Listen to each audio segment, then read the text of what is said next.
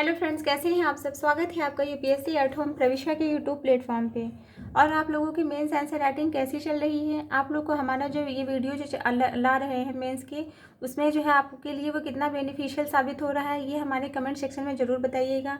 आप लोग हमारे वीडियो को बिना स्किप किए हुए देखते रहिए और उसके साथ में खुद से जो है मेंस आंसर राइटिंग प्रैक्टिस करते रहिए, क्योंकि जब तक आप खुद से प्रैक्टिस नहीं करेंगे तो आपको जो हमारी वीडियो को कोई भी बेनिफिट नहीं मिलेगा।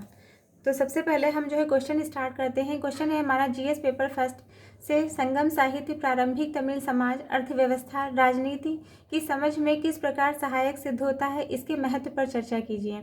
क्वेश्चन में क्या पूछा गया है कि जो संगम साहित्य है वह जो है प्रारंभिक जो तमिल समाज था और वहाँ की जो विद्यमान अर्थव्यवस्था थी और जो राजनीति थी उसकी जो है राजनीति को समझने में यह किस प्रकार सहायक सिद्ध होता है, इसके महत्व पर हमें चर्चा करनी है। तो सबसे पहले हम इसका इंट्रो देंगे। इंट्रो में हम क्या बताएंगे, इंट्रो में हम संगम साहित्य के बारे में जो है बताएंगे कि संगम साहित्य क्या है। संगम साहित्य तमिल भाषा का एक प्राचीन साहित्य है जिसमें जो है प्रारंभिक तमिल समाज अर्थव्यवस्था राजनीतिक संरचना का सजीव चित्रण मिलता है। इसमें क्या मिलता है, ये क्या है, संगम साहित्य जो है यह जो है तमिल भाषा का एक प्राचीन साहित्य है। इसमें जो है प्रारंभिक समय में जो तमिल जो समाज था वहाँ पे विद्यमान जो अर्थव्यवस्था थी और वहाँ पे जिस भी प्रकार की राजनीतिक जो है संरचना थी उसका जो है सजीव चित्रण हमें देखने को मिलता है। इसके माध्यम से, इस ग्रंथ के माध्यम से, यह साहित्य 3 संगमों में रचे गए ग्रंथों का संग्रह है। यह जो संगम साहित्य है वह किसका संग्रह है, वह तीन संगमों में यह साहित्य जो है 3 संगमों में रचे गए ग्रंथों का संग्रह है, जिसमें मुख्यतः एटुट्टोकई, पटुटपट और तोलकप्पियम शामिल हैं। ये हमारा जो है प्री के पॉइंट ऑफ व्यू से भी जो काफ़ी इंपॉर्टेंट है। अब हम इसका जो क्वेश्चन की जो मेन बॉडी का पार्ट है उसको देखेंगे कि संगम साहित्य प्रारंभिक तमिल समाज अर्थव्यवस्था और राजनीति की समझ में योगदान, मतलब इसका प्रारंभिक तमिल समाज में, वहाँ की विद्यमान अर्थव्यवस्था में और राजनीति की समझ में जो है क्या इसका योगदान है, समझने में क्या योगदान निभाता है। पहला क्या है, समाज। इसके अंतर्गत जो है समाज में क्या है, जाति व्यवस्था, मतलब समानता आधारित समाज और वर्ण व्यवस्था का अभाव था। इसकी जो उस समय की जो विद्यमान जो जाति व्यवस्था थी उसमें क्या था, समाज में जो है वर्ण व्यवस्था का अभाव था और क्या था, समानता का अभाव था।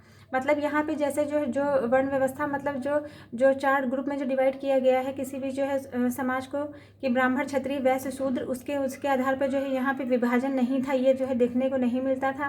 और यहाँ पे जो है क्या था, वर्ण व्यवस्था का जो है अभाव था, यहाँ पे समानता का भाव देखने को मिलता था। फिर क्या है, स्त्री स्थिति। इसके अंतर्गत जो है महिलाओं को शिक्षा और स्वतंत्रता अव्यवहार जैसी जो है कवित्रियाँ थी। मतलब इसके माध्यम से बताया गया है कि महिलाओं को शिक्षा और निर्णय लेने में स्वतंत्रता थी। उदाहरण जो है अव्यवहार नाम की जो है कवित्री वहाँ पे जो है विद्यमान थी। फिर क्या है, सांस्कृतिक जो है विविधता। इसके अंतर्गत जो है क्या देखने को मिलता है कि विभिन्न जातियों और जनजातियों का सही अस्तित्व था।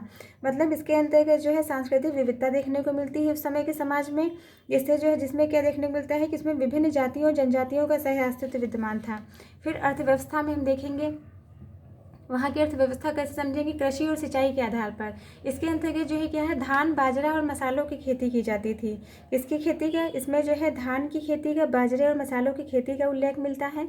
और व्यापार और वाणिज्य, इसमें रोम, ग्रीस और दक्षिण पूर्व एशिया से, मतलब इसके अंतर्गत जो है क्या था कि रोम से, ग्रीस से, दक्षिण पूर्व एशिया से समुद्री व्यापार होता था, उसके बारे में जानकारी मिलती है।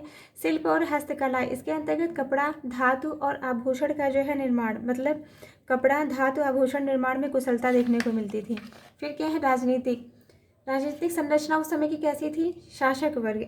इसके अंतर्गत क्या है, चेर, चोल, पांड्य वंश का जो है शासन, मतलब संगम युग के जो है प्रमुख राजवंश, ये जो है चेर, चोल, पांड्य जो थे वो संगम युग के प्रमुख राजवंश थे जो स्थानीय स्वायत्तता और न्याय पर जो है जोर देते थे। दूसरा क्या है, शासन प्रणाली, वंशानुगत राजतंत्र और पंचायत व्यवस्था। इसके अंतर्गत जो है क्या है, संगठन और जो है शासन कैसा था, राजतंत्र जो था वह वंशानुगत था और पंचायत व्यवस्था का भी उल्लेख देखने को मिलता है।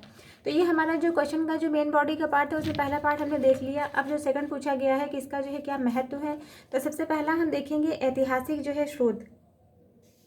ऐतिहासिक मतलब संगम साहित्य का महत्व, ऐतिहासिक स्रोत, इसमें क्या है, प्रारंभिक द्रविड़ समाज की जानकारी। इसके अंतर्गत जो है क्या है, ऐतिहासिक स्रोत में क्या है कि प्रारंभिक द्रविड़ समाज के सामाजिक, आर्थिक और राजनीतिक जीवन का प्रमाण देखने को मिलता है। दूसरा क्या है, सांस्कृतिक धरोहर, तमिल साहित्य की समृद्ध परंपरा। इसके अंतर्गत जो है तमिल सभ्यता और साहित्य की समृद्ध परंपरा को संरक्षित किया गया है। व्यापारिक संबंध, विदेशी से संपर्क और व्यापार का जो है प्रमाण। इसके अंतर्गत जो है बताया गया है कि रोम और जो है दक्षिण पूर्व एशिया से व्यापारिक संबंधों का प्रमाण देखने को मिलता है। तो ये हमारा जो क्वेश्चन का जो मेन बॉडी का पार्ट था, जिसमें पूछा गया है कि इसके जो है महत्व को भी पूछा गया है, इसको हमने मतलब देख लिया है। और हम इसका जो है कंक्लूजन देखेंगे कि संगम साहित्य तमिल समाज, अर्थव्यवस्था और राजनीति की सटीक जानकारी का महत्वपूर्ण स्रोत है। तो ये हमारा क्वेश्चन कंप्लीट होता है। और आप लोग ऐसे ही हमारे चैनल पर बने रहने के लिए अपना प्यार और सपोर्ट बनाए रखिए। हमारे चैनल को लाइक करिए, शेयर करिए, सब्सक्राइब करिए और कमेंट सेक्शन में कमेंट करके ज़रूर बताइए कि आप लोगों को जो हमारी जो वीडियो की जो मेंस आंसर राइटिंग की जो सीरीज़ चल रही है वो कैसी लग रही है, वो आपके लिए कितना बेनिफिशियल साबित हो रही है, ये हमारे कमेंट सेक्शन में ज़रूर बताइए। Thank you.